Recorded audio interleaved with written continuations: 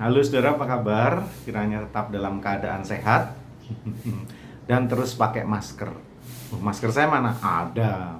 Baru saja saya copot. Nggak boleh lupa ya saudara, terus pakai agar saudara terlindungi. Kalau saudara yang sakit, saudara tidak menularkan kepada orang lain. Ya, Bapak Ibu saudara sekalian, kitab Ester adalah kitab yang menarik karena ceritanya seperti sinetron. Kalau kita baca satu hari selesai, karena pendek saja, kita akan mendapatkan kesimpulan yang sangat indah, yaitu happy ending. Ya, Ester yang yatim piatu dibesarkan oleh Mordekai pamannya. Dan kemudian kisah hidupnya menjadi luar biasa karena dia akhirnya menjadi ratu ya di sebuah kerajaan di Persia, saudara, di kota Susan. Nah, itu adalah kisah yang menarik ya, happy ending. Yang mau saya ceritakan bukan itu fokusnya, saudara. Jadi ini ada dua tokoh yang sedang sebutlah konflik. Ya sebetulnya salah satu sih yang jadi biang kerok ya, yaitu Haman yang membenci Mordekai. Haman yang sangat membenci Mordekai.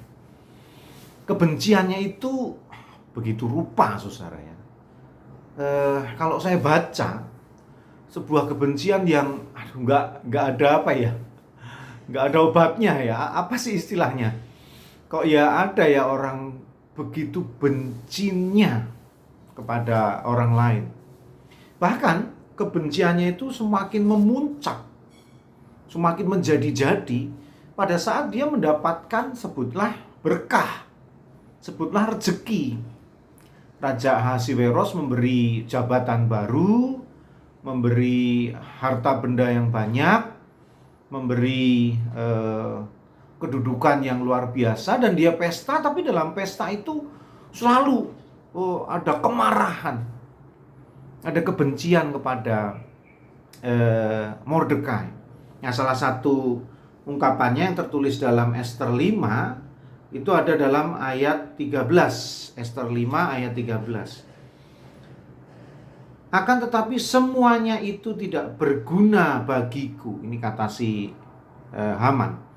Selama aku masih melihat si Mordekai, si Yahudi itu duduk di pintu gerbang istana raja.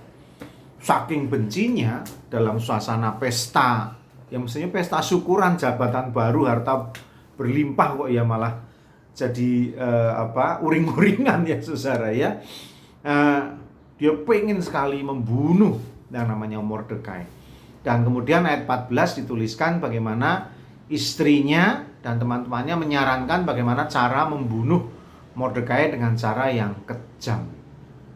Saudara, pernah membenci seseorang sedemikian rupa? Ya. Pernah membenci seseorang sampai ke ubun-ubun dan rasanya tidak bisa diobati, dihentikan oleh apapun. Ya, bisa saja sih ya, kebencian itu memuncak, mendidih dalam kehidupan kita. Tapi coba bayangkan saudara, dengan kebencian yang seperti itu, apakah ada sukacita dan kenyamanan dalam hidup? Pasti tidak. Pasti tidak. Ya, buktinya adalah Haman itu sendiri ya.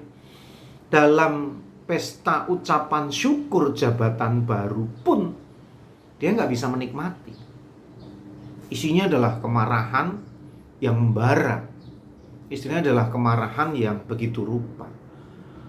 Ya, saudara, rasa benci memang pasti dimiliki oleh setiap orang. Tapi rasa benci yang sedemikian rupa itu akan menyiksa diri kita sendiri. Dan yang pasti, rasa benci yang seperti itu tentu akan mengurangi berkat Tuhan. Nah, bagaimana tidak, saudara ya? Tuhan nggak mungkin memberkati orang yang membenci sesamanya. Ya, kalau Tuhan yang tidak dilihatnya saja, kalau sesama manusia yang dilihatnya saja dibenci, apalagi Tuhan yang nggak dilihatnya, kan gitu dikatakan, saudara ya.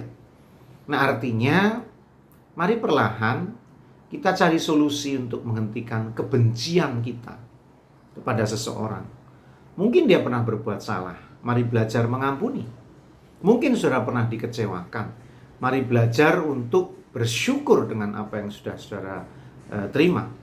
Mungkin yang lebih buruk lagi, kebencian itu muncul karena saudara nggak bisa bersaing dengan dia. Waduh, ya mari kita belajar untuk bisa menerima keadaan diri kita. Apapun alasannya, saudara, mari berhenti membenci seseorang sedemikian rupa, saking bencinya. Karena itu juga Tuhan tidak kehendaki dan pasti akan menghilangkan rasa sukacita dalam hidup saudara. Mau terus kehilangan rasa sukacita? Saya tidak mau. Masih bersama dengan saya, Pendeta Yudi, dalam renungan Mas, esok masih ada solusi.